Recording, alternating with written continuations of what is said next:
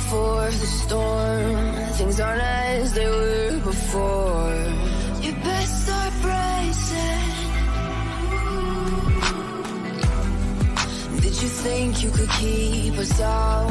Shut the gates, forget us now. Start to change it.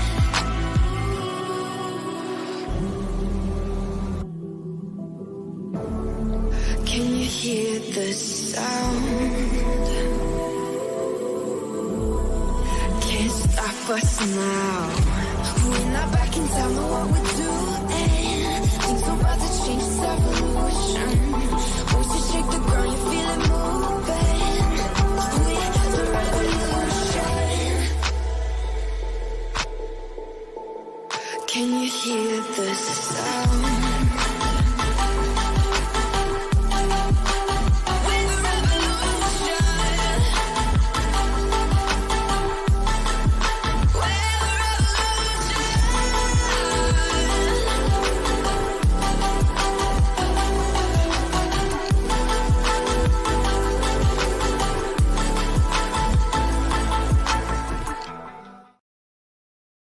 This bang bang. Seriously? I will fuck you up. I will beat your ass. I will fuck you up. Pull up, bitch. I will fuck you up. I will beat your ass. I will fuck you up. Objection. Objection. Objection. I will fuck you up. KO. Bang bang. I will fuck you up. You're a bitch, bro. I will fuck you up. I will beat your ass. I will fuck you up. Right? Yeah. The bang bang, the bang bang, pull up. The bang bang, the bang bang, pull up. Right? Yeah. The bang bang, the bang bang, pull up. The bang bang, the bang bang. Bang bang.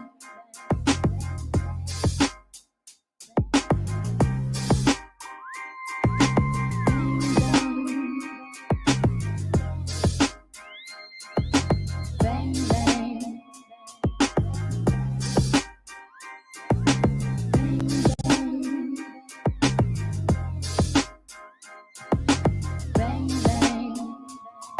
Hello. Next witness, please.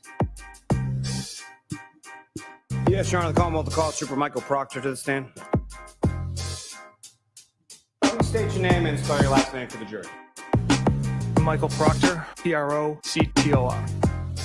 You're a bitch, bro. Bang, bang. I will fuck you up.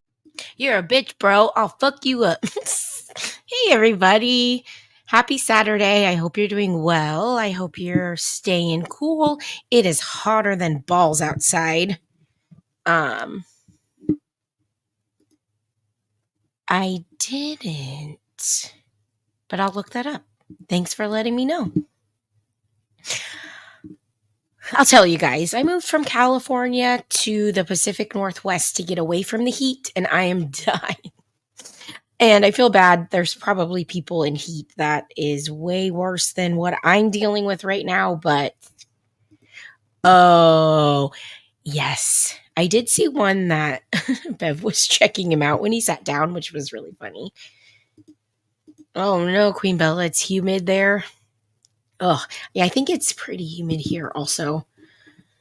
Oh, but like I said, I just do not like the hot weather. It's probably about only 90 degrees, which SoFlo's probably in way worse than that. And I know Sinner is having probably in the triple digits as well. So I hope you guys are staying cool. Yeah, 112. Ugh. Ooh, you've been in the 70s. That's nice. Alrighty. So Flo, thanks for being here. Hey, Deets, Queen Bella, Emmy, Cinna,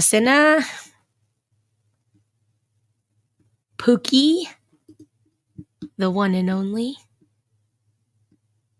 All right. So, The Karen Reed trial part 1 has come to an end in a hung jury. Most of you probably already know that. Which, you know, I forget whose live I was watching. It was either Runkle of the Bailey or Lawyer You Know, but someone described it almost as having blue balls, which, sorry, that may be graphic for some viewers or listeners, but I feel the same. It does feel like we were building up to this climax and it just never came. So I would say we have to do it all over again, but really Karen has to do it all over again. John O'Keefe's family has to do it all over again. So I definitely feel worse that they have to experience that bullshit all over again. But I don't know. I don't know how a jury found, I don't know how any of the jurors didn't find reasonable doubt in some of that shit. So, hey, twist.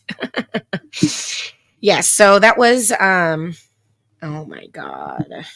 Rapper.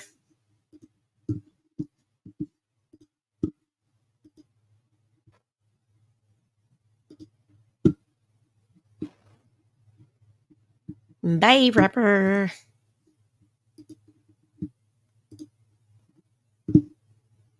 If anybody sees rapper, feel free to just blocky. Oh, thanks, Emmy. Okay. So yes, the Bang Bang video, Deets played, Turtle Boy actually made that. It was hilarious. So had to open with Bang Bang. Okay. So what other, okay. So Deets can kind of remind me if she's still here. I can't remember when or if Lally had the key turn data in his closing. I know Alan touched on it. I know, rapper. I thought you liked Pookie. Oh no, Pookie, I'm so sorry. But yes, Emmy, 22nd of July will be the status hearing. So we'll figure out what the F they're going to do. So I'm hoping that there's just going to be some things that just make it so the state isn't able to retry this case. I feel bad for the taxpayers that they'll have to pay for that all over again. Trooper Proctor's now been relieved of his duties, but we'll see. So this was a video I found very interesting because honestly, the key turn evidence went right over my head. It's like, it was just so hard to pay attention, and especially with Lally. I feel like he just made a lot of the testimony that was already confusing, much more confusing. So this is, and I will, hold on, let me actually drop the link to this video. So this is Asget Industries. They've done some, I think they did some Idaho 4 videos as well, but she really broke down the keystroke evidence to where I could understand it. And, I feel like maybe a lot more people can understand it. Yeah, I agree. Hey, Cash. Okay. So this kind of explains that evidence a lot better into where I could understand it. And I think Jackson argued that this actually, my gosh. Thanks, Queen Bella. You were quick. Okay, so yeah, I think Jackson said this actually proved her innocence, and this explains why. This is a 3D illustration on the subject of key cycles, which is a very important piece of evidence that is widely overlooked. The data in this key cycle is referring to everything that creates this scene by Trooper Paul. And if he's wrong about the key cycle, it destroys his complete case. So let's start with the basics. Okay, first thing is their timeline was all fucked up too. That also makes the whole case fall apart. So I don't know. simple ignition switch. When you turn the key fully, you'll hear the engine start. After hearing it start, you'll release the key and it falls back to its on position. Then, of course, if you turn it back fully, it turns the car off. Now you can stick the key in and turn it simply to the on position. This is a key cycle. Then when you start the vehicle, this is an ignition cycle. All these cycles are recorded in logs. Every single time since the birth of the vehicle, every key cycle is recorded and logged.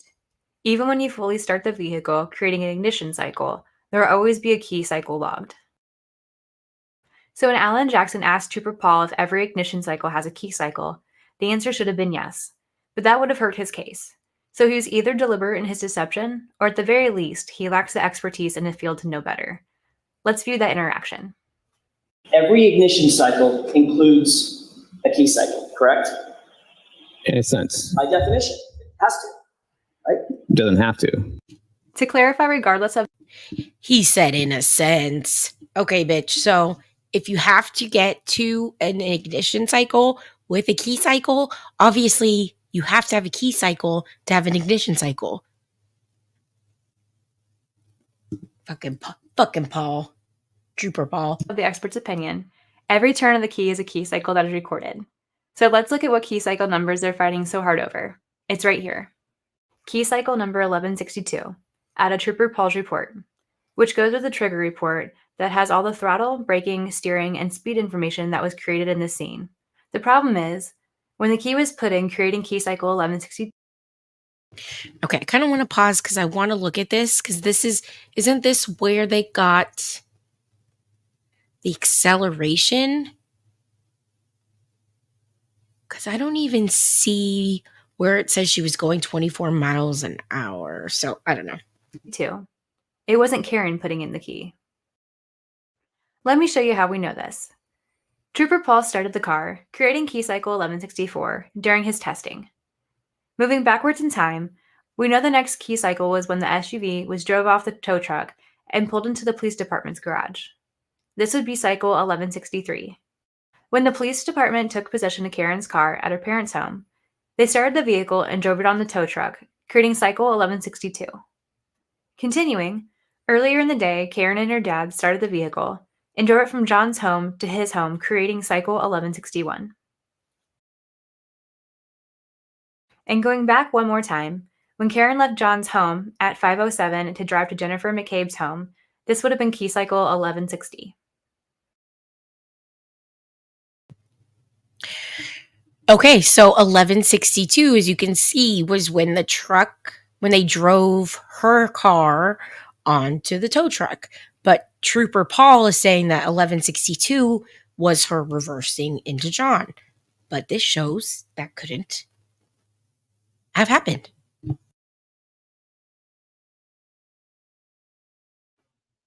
Now, these are known key cycles. There can be many more that are unaccounted for, but the point of all of this is that 1162 wasn't Karen. It simply doesn't match, no matter how they try to justify or equate things to be different than they really are. It's just nonsense. Key cycles are recorded for a reason, or the system in Alexis wouldn't work correctly when collecting data. It's that simple. Thank you for watching. All right, what do you guys think? They work out the distance traveled using a formula with speed and mass. Okay, I gotcha. All right. So Twist, I think he is still receiving pay until something about the 7th. I think technically, since he's in a union, there has to be like a disciplinary board and stuff they have to go through. But I think as of now, he is still getting paid. Okay, so that blew my mind and definitely helped me understand the whole key cycle drama. Hold on. I went too fast. Okay. So yes, key cycle drama settled for me.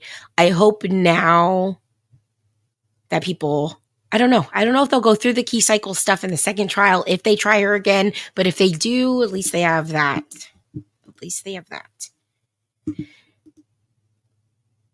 Yeah. Yeah, I tend... So there's another I think I've mentioned this, but there's this podcast that goes over the Lisk investigation and James Burke. And it seems to me in a lot of these cases, people that have disciplinary action due to misconduct or anything like that, they tend to just get moved to another area, division, jurisdiction, and tend to be demoted. So, or not demoted, but promoted. So, hey, Kate the Great. Thanks for being here. Okay, so this next video is a 4-minute video from Microdots. So I have their link in the description of this video. They've done a lot of really good videos on the case. I think Microdots might have also done the house reconstruction, the 3D reconstruction we saw in the trial. I think that they did that. But this is kind of going over Jen McCabe's body language when she's testifying, which I thought was very interesting. Body language, is very telling sometimes. And it's interesting how body language experts figure out things based on body language. Yeah, very true. If you look at his figures, you can see the wheels are spinning. He's messed up royally, not just key cycles. Yeah. Yeah, I think one of his answers was, why is that? And he just said, because. Like, what? All I can say to that is, hold up. Okay. It's so important to report back to the group Hey, Steph. that you are happy. A guilty suspect may close their eyes when asked difficult questions as a subconscious attempt to block out the situation and avoid confronting their own deception. That Kerry Roberts was saying, quote, everything. Objection. I'll allow it. Jennifer glances down at the papers to give herself a few extra seconds before deciding to fall back on her fail-safe response. We had both lost our friend. She also needed to drink that water. That bitch had dry mouth like nobody's business. Listen closely here as Jen's speech pattern changes to be much more hesitant, with frequent pauses and a shift in tone. She does this throughout her testimony at moments where she feels her back is against the wall.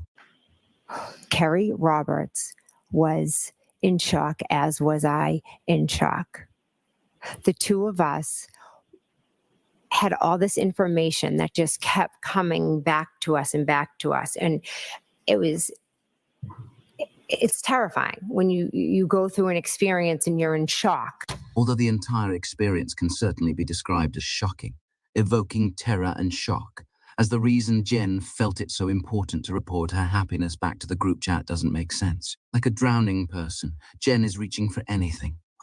And Kerry was remembering things. I was remembering things. So I was happy for her that she was piecing it all together, and I had pieced it all together, because at the end of the day, our friend was dead and we were trying to figure out what had happened to him together. Together.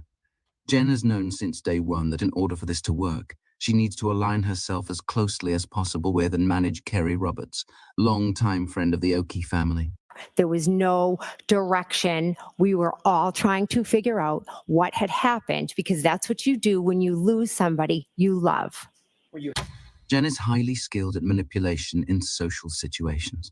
However, those skills do not translate well into a courtroom where she is forced to answer direct questions and presumably tell the truth. Jen repeatedly searches her deception toolbox, but finds nothing. There's yet another text from Brian's wife.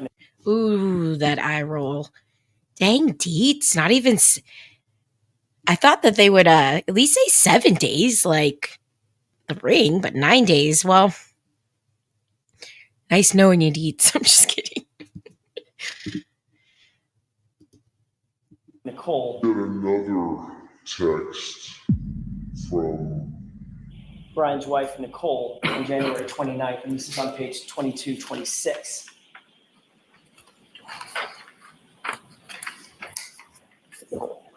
And she says, quote, "We'll get more info tomorrow. Don't want to text about it," end quote. And then you texted, right, correct? Correct. What's that about? Objection.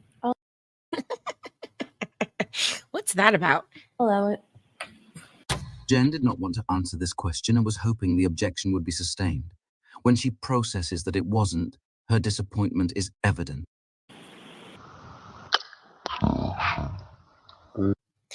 She's like, fuck, I gotta answer that. Let me rewind.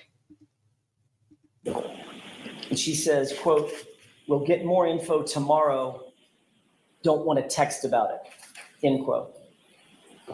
And then you texted, right, correct? Correct. What's that about? Objection. I'll allow it. Yeah, Jen, why do you not want to text about it? What's up? Jen did not want to answer this question and was hoping the objection would be sustained. When she processes that it wasn't, her disappointment is evident.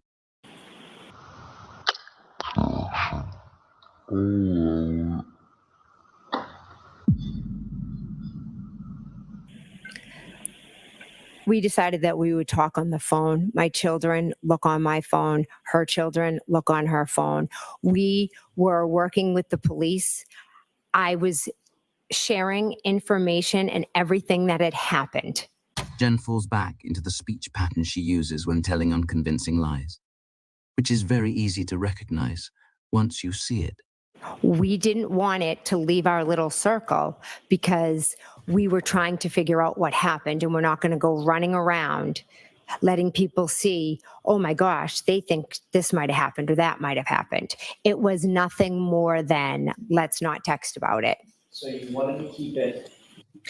Yeah, because you don't want evidence, a paper trail, your text messages being read out in court like they are now. In your words, in your little circle.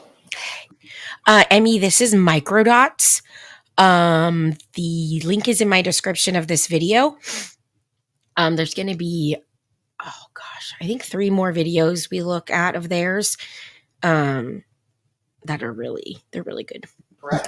Correct. I didn't want it all out there what we had thought had happened. I was going to let the police do their job. So by definition, the info that Nicole Albert was talking about, that needed to be kept very tight, very secret.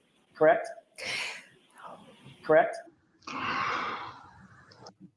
Okay, so one thing that the trolls threw me off over here, I didn't realize that this was Nicole Albert was texting her. I don't want to text it. Sometimes, a single frame of video tells a story. This is the exact moment. Jen realizes that Alan Jackson has flipped the script. It's time to do what Jen has done Pookie, no. So the scam. Sorry. So that was, I think her name is Jill Daniels. She is the sister of, oh gosh, I believe Chris Albert's wife. Is that Julie Albert?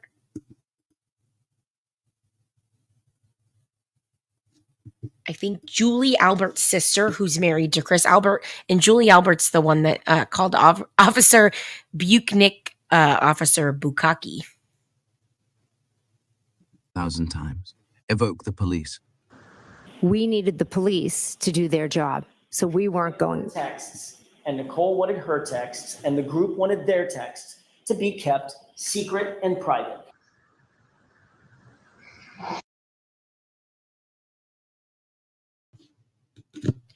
All right, so that was the short on Jennifer McCabe's body language. Okay, so now they just released this video 4 hours ago. It is 20 minutes long, so I think at parts I may turn the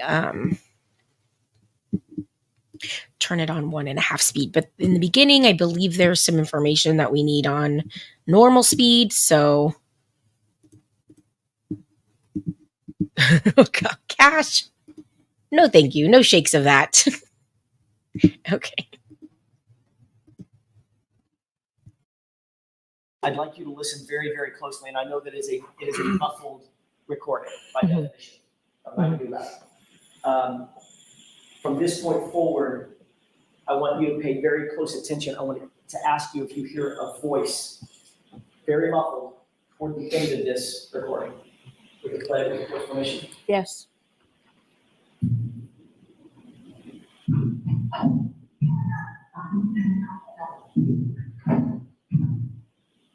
Stop.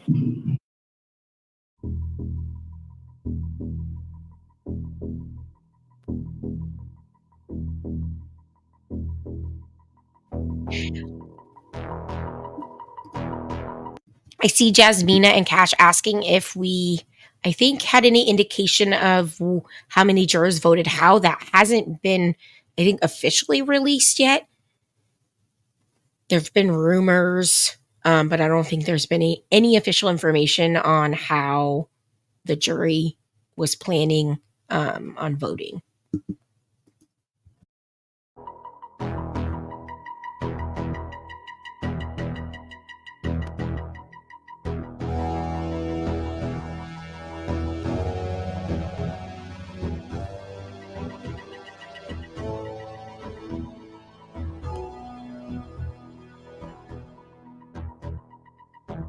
After leaving 34 Fairview Road on the night John O'Keefe was murdered, Jennifer and Matt McCabe arrived back to their residence at 2:12 a.m. Thanks to forensic analysis of Jen's iPhone 11 and Apple Watch, her movements and communications on that night can be ascertained with a high level of precision.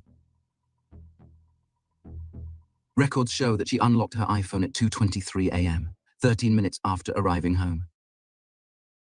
2 text messages were sent at 2:25 a.m., although to whom is still unclear. At 2:26 a.m., records show that 2 screenshots were deleted. These deletions occurred 41 seconds after the second text message. Cross-referencing Jen. Okay, let's rewind a little bit. Okay, so she sends a text message at 2:25:11, 2:25:56, so not even a minute apart. At 2:26 a.m., records show that 2 screenshots were deleted. So 2 screenshots were deleted. These deletions occurred 41 seconds after the second text message. Cross-referencing Jen's activity on her iPhone with her movements recorded on her Apple Health app reveals she only took 19 steps over this 8-minute period, indicating she was focused on what she was doing. And then, something transpired that would cast doubt on the Commonwealth's narrative and reignite a whirlwind of interest in the case. Forensic expert Richard Green's report states unequivocally that, nearly 2.5 hours before Jen was notified by Karen Reed that John O'Keefe was missing, at 2:27 a.m., Jennifer McCabe Googled, "How long to die in cold?" There she is, the famous search.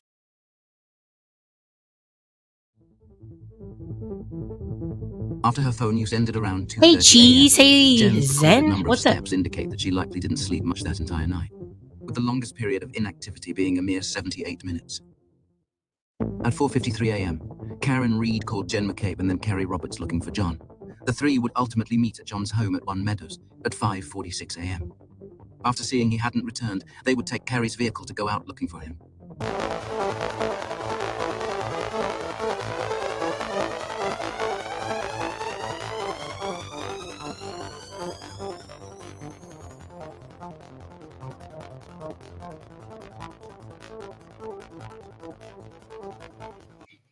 That is an interesting quote because how many first responders were there? And Karen was the only one doing CPR.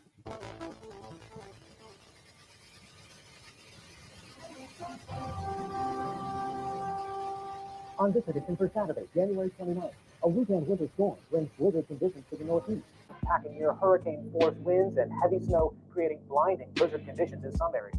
Officials warn drivers to stay off the road, where all non-emergency travel is banned until further notice.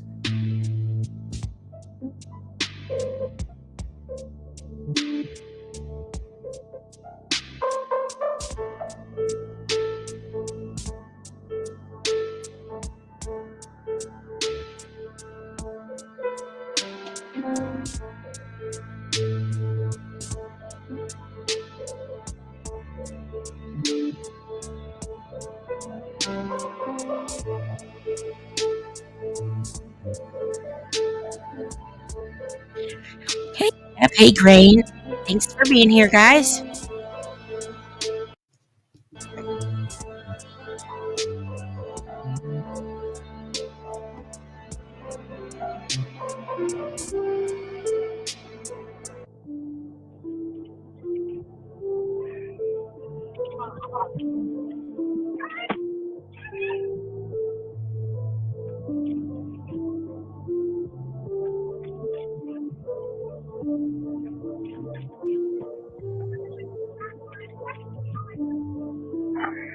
No, please just scroll on. What's your emergency? Yes, I need someone to come to 34th Smith, 34th View Road in Vietnam. There's a man trapped out in the snow. Canton, hold on. I'm going to show the kid, please. Go. You can't get to know it, okay? Yeah, I don't know why I said that. It's the power drive. Stand on. I think he's good. Like, you gotta get your answer to it. I'm going to stand on. I'm going to do it again. Okay. I know. Where are the blankets? I don't see blankets, Terry. 911 emergency. Thank you. Yes, I need someone to come immediately to 34th View Road, Canton now. What's going on? There's a guy unresponsive in the snow. In the snow at 34th? Yes, 34th Albert resident. Yes, I just pulled up. He found it. Okay. 34th Avenue? 34th View, Canton now.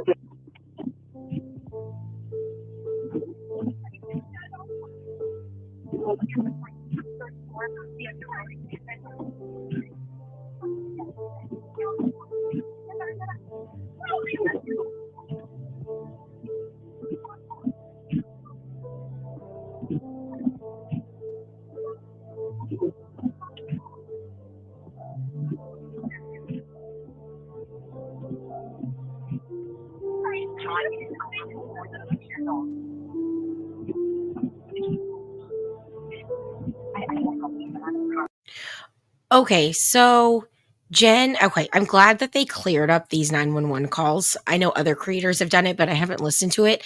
How did Jen know he was dead?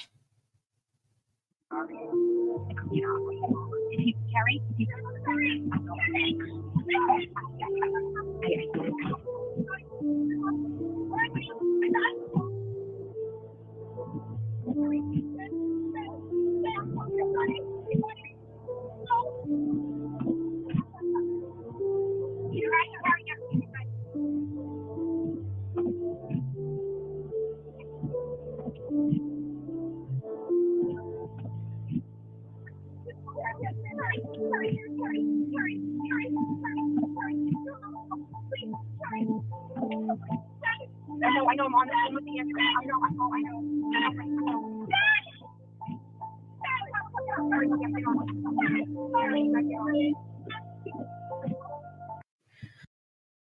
Okay. Now that you can kind of hear the 911 call a little better, Karen sounds freaked the fuck out. She does not sound like somebody who just tried to, off her boyfriend. She does not sound like that. She sounds like she's begging everybody around her to help her, but she's the only one doing CPR.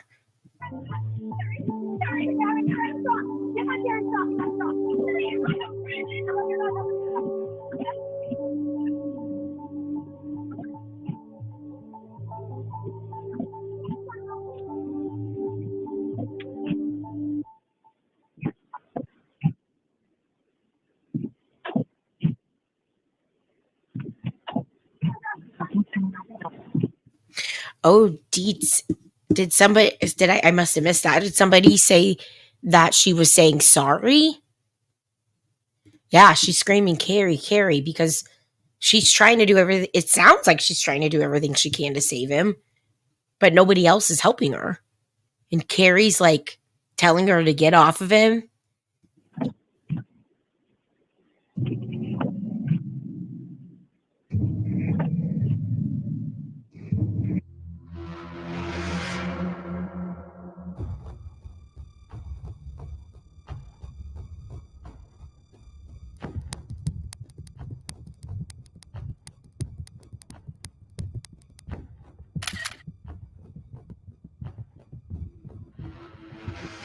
The best laid plans of mice and men often go awry. They say there's 101 ways a crime can go wrong, but only one way to get it right. Even the most brilliant criminal mind could never have anticipated the twist of fate required to place Jennifer McCabe inside of a vehicle, engaging in phone calls, all the while unwittingly leaving her voice recorded on John O'Keefe's voicemail. Otherwise, we'd have never known what she said on her 9-second call to Nicole at 6:07 a.m. Listen closely. Oh shit, is this new?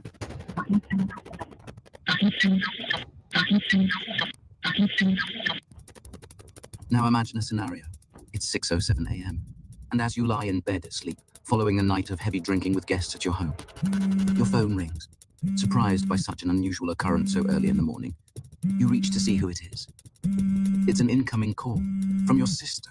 You press accept and hold the phone to your ear. Hello. Someone's coming out to help. Hello? Someone's coming out. Out where? To help who? And why? Are you speaking that way? In our view, the only way this call makes any sense is if the person receiving it had prior knowledge and is expecting a signal that the authorities are on their way, and already knows that the call is coming from right outside their window.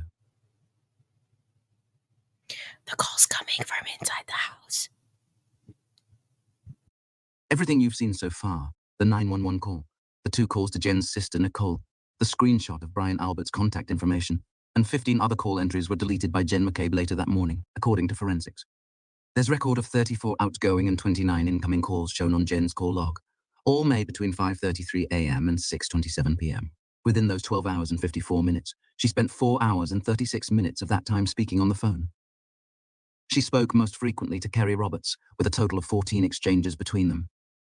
She conversed with Brian Albert 6 times and with his wife, her sister Nicole Albert, a total of 9 times.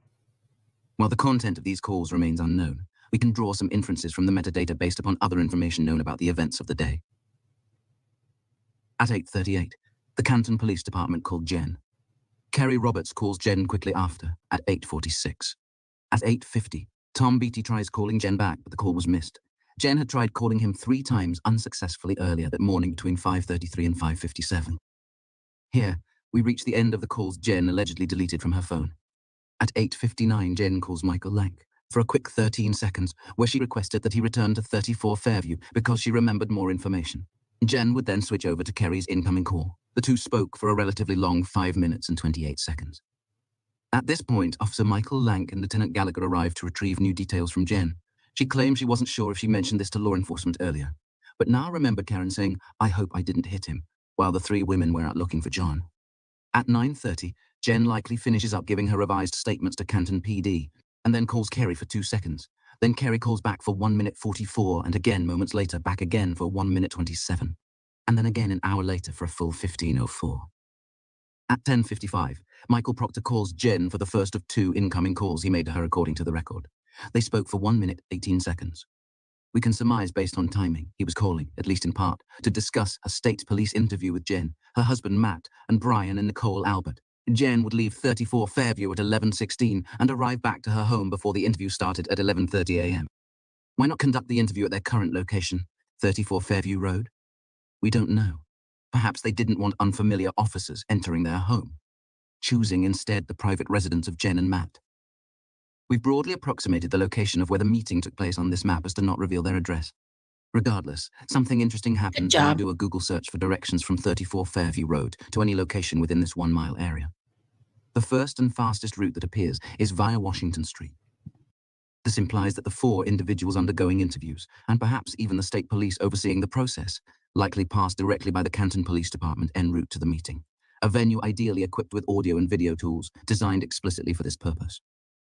Even if they all took different routes, the argument stands that there would be no legitimate reason not to choose the police station instead of a witness's private residence. We are also aware that when deciding on a location to... So true. Is it normal for people to get interviewed at their house and not the police station? That just sounds weird to me. To tow Karen's SUV later that day from Dighton, the state police made the opposite decision, opting to drive 42 miles in blizzard conditions to return the vehicle to the Canton Police Station. Despite the presence of much closer alternatives that were better equipped for the task at hand, both of these decisions seem equally counterintuitive. As if the Canton Police Station is chosen for use in this investigation, only at times they are not equipped to get the job done. After the interview at Jen and Matt's home, Brian Albert calls Jen for nearly 8 minutes. Shortly after, Jen returns a missed call from Kerry, and they speak for 6 minutes 28 seconds. At 12:49, Michael Proctor calls Jen for 1 minute 9 seconds. And curiously, 3 minutes later, Jen makes deletions from her phone. If these two events are unrelated, they are highly coincidental. At 1:08, Julie Albert calls Jen, but is rejected. 8 minutes later, Brian calls, and they speak for 4 minutes and 37 seconds. Jen then calls Michael Proctor, and they speak again for a brief 1 minute 42. Minutes later, Tom Beattie calls, and they speak for the first time that day, after several earlier attempts. Immediately after, Jen calls Peggy O'Keefe, and they speak for 7 minutes, 18 seconds. And 12 minutes later, Jen calls Brian Albert again for just over 6 minutes. Followed by another call from Julie Albert for nearly 3.5 minutes. I know, Emmy. Jen's like center At of 2:16, everything. Jen misses a call from Kelly M. and then calls Kerry Roberts, speaking with her for the 10th time that day. Brian Albert calls Jen, and they speak for just under 4.5 minutes. This is happening around the same time Michael Proctor is calling the Dighton Police Department on his way to Karen's parents' home to arrange for a tow truck to bring Karen's SUV back to Canton PD. Even though he hasn't inspected the SUV yet, and it was no longer a Canton police investigation. At 2:53, Jen calls Nicole Albert for 5 seconds. Given the short duration, Nicole likely told Jen, "I'll call you back in a few minutes," which he did 3 minutes later. They spoke for nearly 23 minutes, the third longest call duration of the day. Although the exact time is unknown, sometime in the afternoon, Brian Tully told the state police team that they were not authorized to start the search of the crime scene yet. A 43-minute block of inactivity is broken when Jen calls Kerry for a short 5 seconds, followed by a call to Nicole for 13 minutes 41. Then, Kerry gets back to Jen, and they speak for 34 minutes, 37 seconds. At 4:12, Michael Proctor tows Karen's SUV from Dighton to the Canton police station. At 4:59, Jen calls Nicole for 9 minutes and 1 second. Then, Jen and Matt briefly talk for 3 seconds, before Jen speaks to an uninvolved party for about 5.5 minutes. Brian Albert calls Jen, speaking for 1 minute 27 seconds. As soon as they hang up, Jen calls Kerry Roberts for 8 minutes and 32 seconds. 2 minutes after that call ends, Kerry goes straight into her interview with the state police. It's impossible to know what was said to Kerry before her interview, but the timing of the two preceding calls is notable. If coaching came from Brian through Jen to Kerry, this pattern of communication would be expected, although the timing alone is not definitive. At 5:27, Jen reaches Nicole, and they speak for over 21 minutes. So I do find it interesting that Jen's calling the Alberts right around when like they're getting the car, and right before and she's talking to Kerry right before Kerry's interviewed. 5:45, the state police search finally begins, where they will find the 3 pieces of broken tail light and John's cap, all of which were missed during the first search earlier that day. And if you see my friend. All right, so that was Microdot's video on Jen called Fatal Error Finding John. So I think the fatal error is that she already said he was dead. Like, she knew what happened. She knew what happened before they knew what happened. And that's one thing, I don't know if I've said this before. When Dietz first told me about this case, about a year ago, I want to say. It was right before she left. But I got Sleuthy's timeline, and the first thing I remember thinking is this Jen McCabe is suspect as F. Just from the timeline. And it was mainly because she was calling people, deleting, searching stuff, deleting. And I don't know.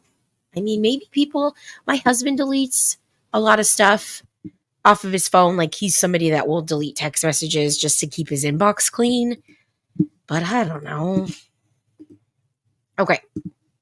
Next Microdots video is going to be one that gave me the fucking chills. Yeah. Yeah, she's involved deep. And it's like, why?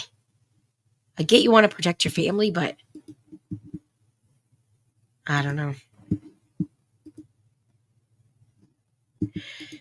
Yeah, I hope the FBI investigation finds... I mean, I know it's still ongoing. They probably have a lot of information that we obviously don't know about, but I hope we find out something soon. So, anywho, so this one is again by Microdots. So they planned on releasing this after Karen was acquitted. They expected a acquittal at this first trial. I think we all kind of expected it because our heads were all spinning.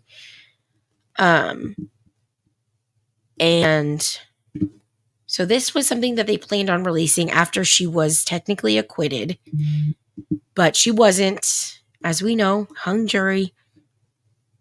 But I did think that this was, okay, playback's normal, a good video. So, and I love the song.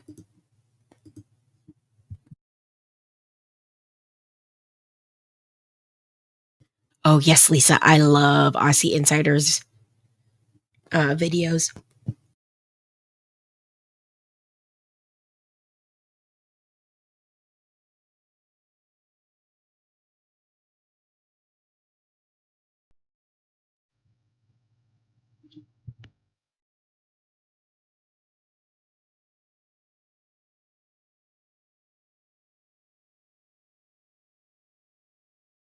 And I do want to point out that this is meant to be a fictional video. Notice how it says somewhere in Norfolk. But you will see little things that will make you kind of tip you off on who they're talking about.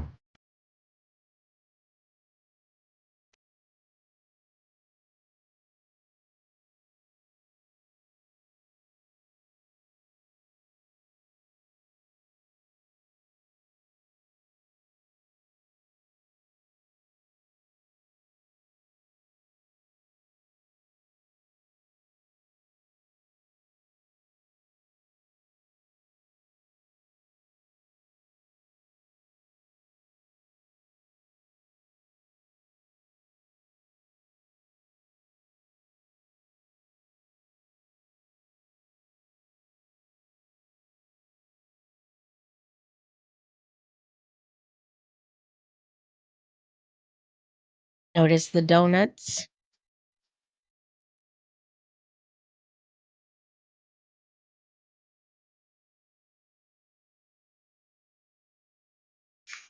Framing People for Dummies Tail Light Edition.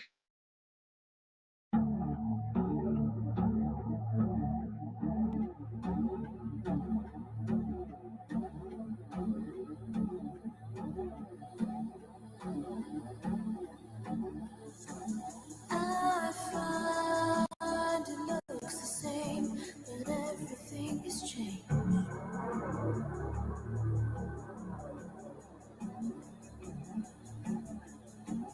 I find remembering it's harder every day.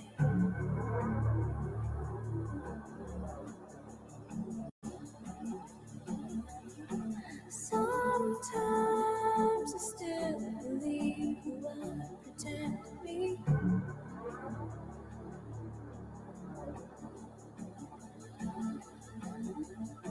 Sometimes everything's exactly how it seems.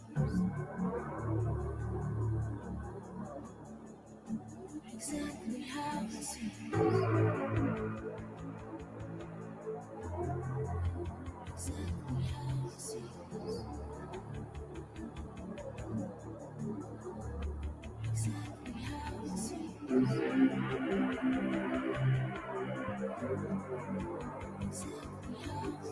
You guys get where they're going?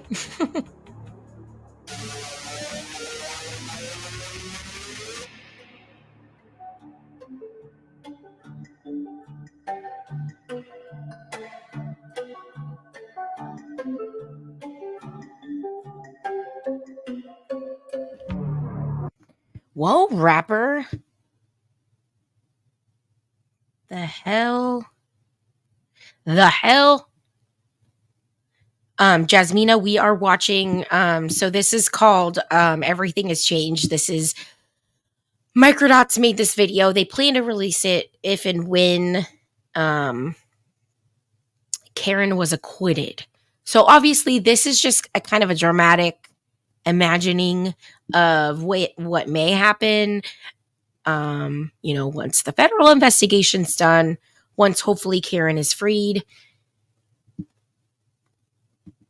Hey, Rock a bit. I think somebody else came on, but I didn't. Except for Rapper. Fuck off, Rapper. This is not the time or the place.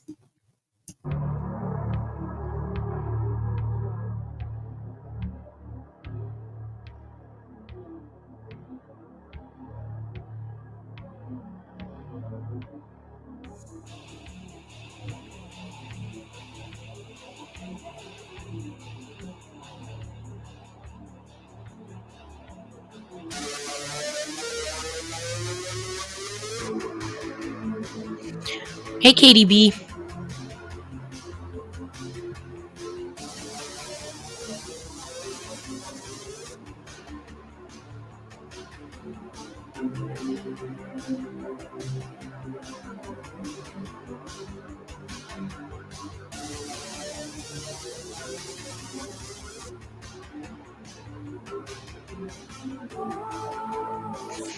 Hey, Lindsay. That's who I meant to say hi to. I think they're gonna swoop on the all the McAlberts.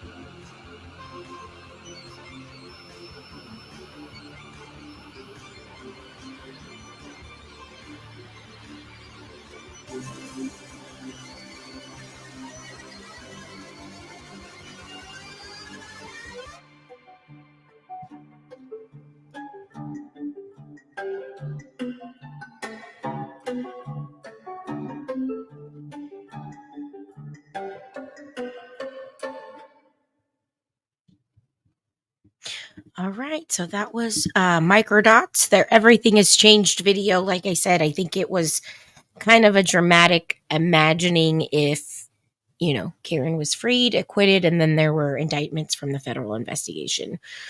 So thank you, Emmy, for dropping Microdots link, and I believe Queen Bella also dropped their link. So thank you so much. Go give them a like and a follow. They are great. They have a lot more great videos. They also have an interview with a friend of John O'Keefe, which I kind of want to play, but I didn't want to go over an hour just because I'm going to the movies. We're going to go see Maxine. Is anybody a horror movie? Into the horror movies?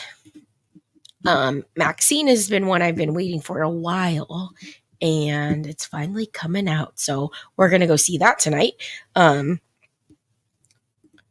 So I have one more video. This is by the amazing Jonesin. Everybody knows our lovely Jonesin. So if somebody can drop Jonesin's link in the chat. I've said this before. I think if on a lot of investigations, if an actual thorough investigation's done, we typically hopefully find the actual culprit, and then there's justice for our victim. When we do lazy police work, lazy investigations, put shit in solo cups, we don't find out what really happened, and we lose sight of the actual victim, which is John O'Keefe. They've created a victim out of Karen Read as well in all of this. So yes, John O'Keefe has fell from, the spotlight, but if there had been a sound investigation, this wouldn't have happened. So we are going to play Jones's video she put together of Officer John O'Keefe, because this is who matters. This is who matters in the end. Yes, Karen matters. She's fighting for her life as well. But it shouldn't have been like this. We should have been able to focus on John O'Keefe. So Joneson put this amazing video together a while back when John O'Keefe was, again, falling from the spotlight. Not the spotlight, I'm sorry, but just, our focus. Spotlight's the wrong word. Okay. So here we go.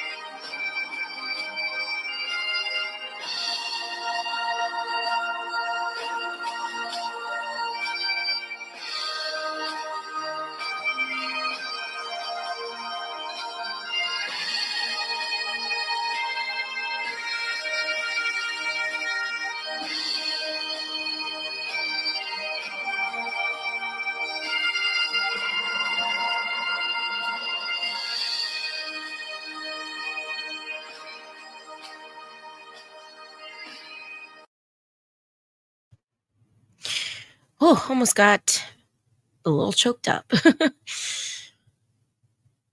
Oh, seeing him with his niece and nephew really gets to me because they lost their mom and then had to lose him. So, oof.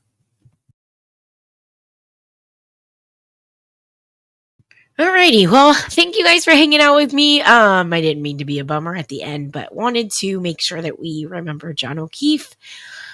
And also, Karen is also fighting for her life. And we believe she is innocent. So at least I believe.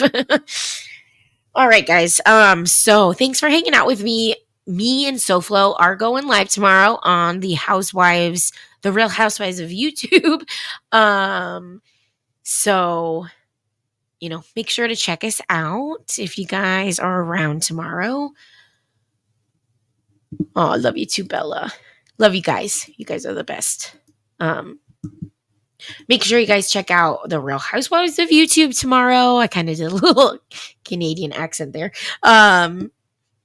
We'll be talking about some other real important topics that have been flooding the streets. And it might be, overkill, but it is important. So, all right. Well, thanks again for hanging out with me. Please hit the like on your way out. You guys are the best. I hope to see you guys soon. But if not, I'll see you in a chat somewhere, somehow, some way. We'll see each other. All right. Thanks, guys. Have a good Saturday.